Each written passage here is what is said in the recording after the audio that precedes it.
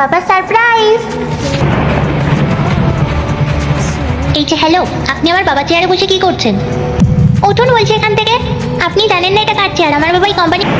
হ্যাঁ, আপনার সাহস তো কম না, আমার স্বামীর চেয়ারে এভাবে আয়েশ করে বসে আছে। কি হলো, কানে কথা যায় না? উঠুন। মা ঋতিকা, শ্রেয়া, তোমরা হঠাৎ এখানে? বাবা এসে ওনাকে চেয়ার থেকে উঠতে বলো। এরপর কি হলো সেটা দেখার আগে এই দুটা ছবির মধ্যে যে কোনো একটা ছবিকে ভালোবাসলে ভিডিওতে লাইক করে চ্যানেলটি সাবস্ক্রাইব করে দাও। আর যদি না করো তাহলে আমি বুঝবো তোমরা ছবি দুটাকে ভালোবাসো না। আর কমেন্টে লিখে দাও আমি। মা, আসলে তোমার বাবার কিছু জরুরি কাজ বাকি ছিল। আর অজুহাত দিতে হবে না, কাজ থাকলে অন্য জায়গায় বসেও করা যেত। আমার বাবার চেয়ারে বসার কি দরকার ছিল? ঋতিকা মা, চুপ করো। উনি করে বসে পড়েছেন।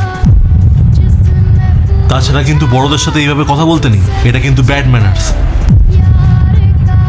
ইন্দ্র, তোমার মাথা ঠিক আছে তো? একজন সামান্য কর্মচারী তোমার চেয়ারে এসে বসে আছে, তাও উইদাউট এনি পারমিশন।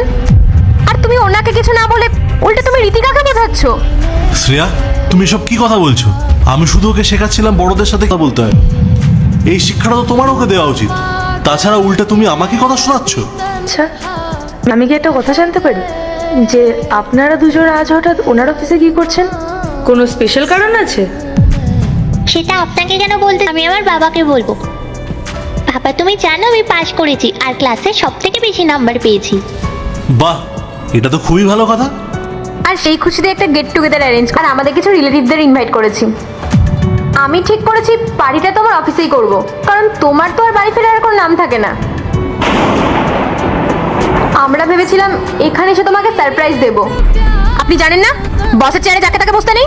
আমার হাজবেন্ড যদি জানতে পারে না যে আপনি ওনার চেয়ারে বসে আছেন, তাহলে তাই নিজের ভালো চাইলে চুপচাপ এখান থেকে বেরিয়ে যান।